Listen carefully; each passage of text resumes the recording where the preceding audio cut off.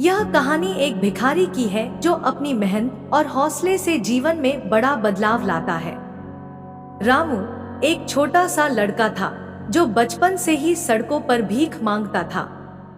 उसके माता पिता का देहांत हो चुका था और परिवार में कोई नहीं था जो उसकी देखभाल कर सके।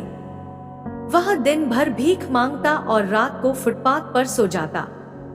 उसका जीवन अत्यंत कठिनाई भरा था, लेकिन उसकी आंखों में एक चमक थी, कुछ बड़ा करने का सपना। एक दिन रामू ने देखा कि एक बुजुर्ग व्यक्ति सड़क किनारे बैठा है और कुछ किताबें पढ़ रहा है। रामू को हमेशा पढ़ाई का शौक था, लेकिन उसकी गरीबी के कारण वह कभी स्कूल नहीं जा सका। उसने उस बुजुर्ग व्यक्ति से पूछा, क्या मैं भी पढ़ सकता हूँ? बुजुर्ग व्यक्ति ने उसे ध्यान से देखा और पूछा, तुम क्यों पढ़ना चाहते हो? रामू ने ईमानदारी से उत्तर दिया, मैं अपनी जिंदगी बदलना चाहता हूँ। मैं भीख मांग कर जीना नहीं चाहता। उस व्यक्ति ने उसकी लगन को पहचाना और उसे मुफ्त में पढ़ाने का फैसला किया। रामू ने कड़ी मेहनत शुरू की।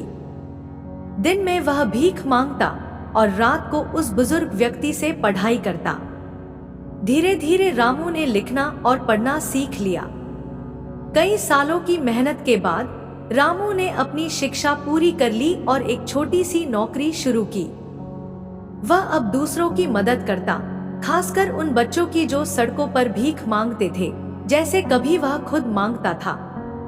रामू की इस सफलता ने उसे समाज में एक आदर्श बना दिया। उसकी कहानी यह सिखाती है कि चाहे परिस्थितियां कितनी भी कठिन क्यों न हो, अगर आपके पास मेहनत और हौसला है तो आप किसी भी मुकाम तक पहुंच सकते हैं। इस कहानी से हमें यह प्रेरणा मिलती है कि परिस्थिति चाहे कितनी भी विपरीत क्यों न हो, हिम्मत और मेहनत से हर मुश्किल को पार किया जा सकता है।